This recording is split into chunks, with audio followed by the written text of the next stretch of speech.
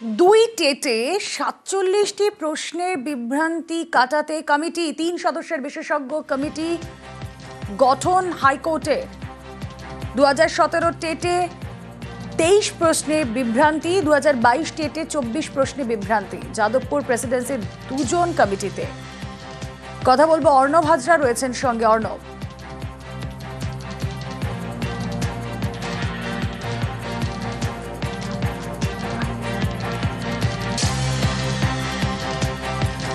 কথা বলবো, প্রতিনিধি অর্ণব হাজরা রয়েছেন আমাদের সঙ্গে। অর্ণব, এবার ২০১৭ সালে টিচার এলিজিবিলিটি টেস্ট হয়েছিল, একই সঙ্গে ২০২২ সালেও টেট হয় এবং দুটো টেট নিয়েই মোট ৪৭টা প্রশ্ন বা প্রশ্নের উত্তর, যে 4টে করে অপশন থাকে, এই দুটো জায়গা মিলে বিভ্রান্তি তৈরি হয় এবং মামলাকারীরা দাবি করেন তারা সঠিক উত্তর দিয়েছেন, কিন্তু বোর্ড সঠিক উত্তর অ্যাসেসমেন্ট করছে না।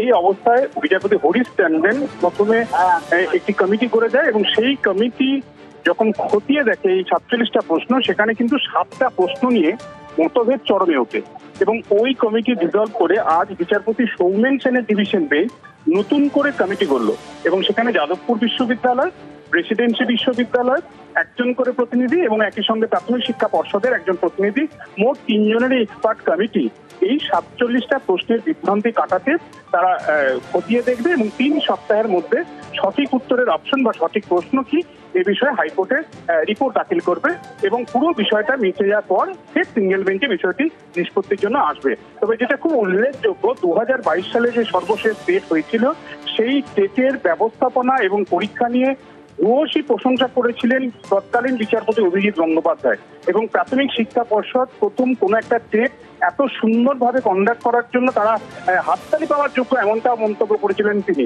সেই টেটেও প্রশ্ন বিভ্রান্তি এড়ানো গেল না এবং বলা যায় এই টেটেই কিন্তু প্রশ্ন বিভ্রান্তি কাটাতে মতভেদ বেশি করে তৈরি হয়েছে। কাজেই এই নতুন কমিটি তারা কি রিপোর্ট, দেখা যাক এই কমিটি কিভাবে এবার কাজ করে। ধন্যবাদ।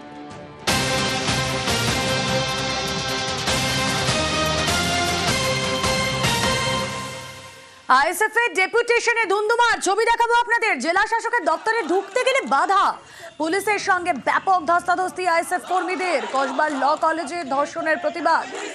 বারাসাত থানা থেকে ডিএম অফিস মিছিল আইএসএফ এর ডেপুটেশন ঘিরে ধুন্ধুমার। জেলা শাসকের দপ্তরে ঢুকতে গেলে বাধা, পুলিশের সঙ্গে ধস্তাধস্তি আইএসএফ কর্মীদের। কসবার ল কলেজে গণধর্ষণের প্রতিবাদ। বারাসাত থানা থেকে ডিএম অফিস মিছিল আইএসএফ এর। জিয়াউল আলম প্রতিনিধি রয়েছেন আমাদের সঙ্গে। জিয়াউল, দেখো, কসবার ছাত্রীর নৃশংস ধর্ষণের ঘটনা এবং রাজ্যের বিভিন্ন কলেজে যেভাবে এই ছাত্র নেয়াদের একাধিক দুর্নীতি বা একাধিক এই যে অভিযোগ সামনে আসছে, তার প্রতিবাদী আজকের আইএসএফ স্টুডেন্ট ফ্রন্টের নেতৃত্বে আজকে প্রথমে বারাসাত গভর্নমেন্ট কলেজ, সেখানে বিক্ষোভ দেখায়। পরবর্তীকালে বারাসাত ডিএম অফিস ডেপুটেশন দেওয়ার কথা ছিল, কিন্তু ডেপুটেশন দিতে গিয়ে সেখানে গিয়ে পুলিশের বাধার মুখে পড়ে। তারপরে একবার জেলা শাসকের দপ্তরের সামনে, মূল গেটের সামনে তারা বিক্ষোভ বসায় এবং তারপরেই কিন্তু সেই গেট ভেঙে ভিতরে ঢোকার চেষ্টা করে। তখনই ধুমধুমার পরিস্থিতি, পুলিশের সঙ্গে ধাক্কাধাক্কি ধস্তাধস্তি হয়। এই ঘটনায় এক গেট ভেঙে যখন ভিতরে ঢোকার চেষ্টা করে, সেই সময় কিন্তু এখনো পর্যন্ত 16 জনকে আইএসএফ সমর্থক ইস্টার্ন ফ্রন্টের কর্মীদেরকে গ্রেপ্তার করা হয়েছে। ফলে যা নিয়ে ইতিমধ্যে উত্তেজনা ছড়ায় বারাসাতের উচ্চ ডিভিশনাল জেলা শাসকের দপ্তরের সামনে এবং এখনো পর্যন্ত 16 জনকে গ্রেপ্তার করা হয়েছে। ফলে তাদের একটাই দাবি ছিল যে কলেজে ঘুঘুর বাসা, রাজ্য শাসক দল, শাসকের তৃণমূল ছাত্র পরিষদ নেয়াদের ঘুঘুর বাসা, কলেজে দুর্নীতি হচ্ছেন এরকম একাধিক অভিযোগ তুলেই কিন্তু আজকে ডেপুটেশন দেওয়ার কথা ছিল। তার আগেই কিন্তু কলেজ ডিএম অফিস দপ্তরের সামনে কিন্তু এই বিক্ষোভ ডেপুটেশন এবং তা নিয়ে ধুমধুমার পরিস্থিতি তৈরি হয়ে পুলিশের সঙ্গে ধাক্কাধাক্কি হয়। এখনো পর্যন্ত 16 জনকে আটক করেছে বারাসাত থানার পুলিশ। পরিস্থিতি কি নিয়ন্ত্রণে আনা গিয়েছে? দেখো, বেশ কিছুক্ষণ উত্তেজনা পরিবেশ তৈরি হয়েছিল। তার কারণ তাদের একটাই দাবি ছিল যে জেলা শাসকের দপ্তরে তারা জেলা শাসকের ডেপুটেশন দেবেন যে কেন এই কলেজে এই ধরনের ঘুঘুর বাসা তৈরি হয়েছে এবং তার জন্য ঢোকার চেষ্টা করে, কিন্তু পুলিশদেরকে পথ আটকায়। তারপরে কিন্তু তারা ঢোকার চেষ্টা করে। এই মুহূর্তে পরিস্থিতি কিছুটা হলেও নিয়ন্ত্রণে চলে এসেছে। রোমেলা, বেশ, আমরা শান্তিপূর্ণ মিছিল করছিলাম, আমরা ক্যাম্পাসে ভোটের দাবিতে মিছিল করছিলাম। গ্রেপ্তার করা হলো, ওরা ভয় পাচ্ছে আমাদের আন্দোলনকে। নির্লজ্জ পুলিশ, এরা ধর্ষকদের গ্রেপ্তার করতে পারে না, এরা ক্যাম্পাসের মধ্যে নিরাপত্তা দিতে পারে না, এরা ছাত্রদেরকে শান্তিপূর্ণ মিছিল থেকে অ্যারেস্ট করছে।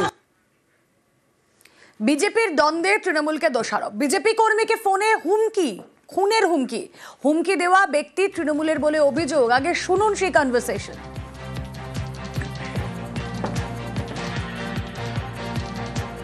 তো আপনি অসুস্থ অবস্থাতে যেভাবে আমার স্ত্রীকে, আপনার মাকে রেপ করবেন বলছেন, আমাকে ফোন করবেন। আমি অসুস্থ, তুই ওপর আয় নাই তো ওরা কেন গেলে কি করবেন? আমি বলছি এই পুরো এলাকার লোক জানে কার কি সাহস কার কি নয়। ঠিক আছে, তোর চামড়া যদি নেই খেলি দিব, তুই আয় না, তুই আমাকে তুই আমার নাম বসুতাম তো খাই তুলে খাবো। আমার স্ত্রী মেয়ের নামে আপনি কি বলেছিলেন? তুই থানায়, আমি থানায় আছি, তুই থানায় আছি তো কেন কেন মানে পুলিশ কি আপনার কেনা নাকি? মানে আপনি দম কত দেখো আমার কি কি সাহস আছে না আছে সেটা এই এলাকার কিছু মহাপাপী জানে। তুই থানায় আয়, তোকে পিটিব হবে। তুই আয়। কি ভেবেছো ওইভাবে ওপেন মার্ডার করে হুমকি দিলে অনুপম জানা ভয় পেয়ে যাবে?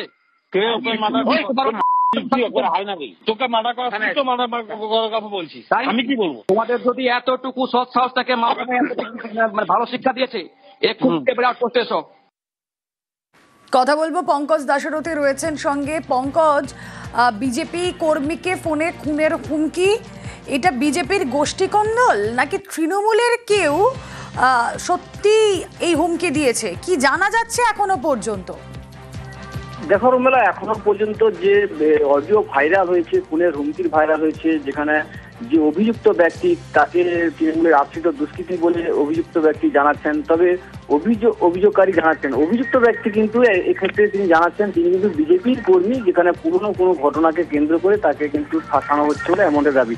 তবে এই মুহূর্তে পুলিশের কাছে অভিযোগ দায়ের করেছেন এই শিক্ষক অনুপম জানা, যে তাকে খুনের হুমকি নিয়ে। তবে গোষ্ঠী কন্দল প্রকাশ্যে আসছে এমনটাই কিন্তু মনে করছেন তৃণমূল কংগ্রেসের কর্মীরা।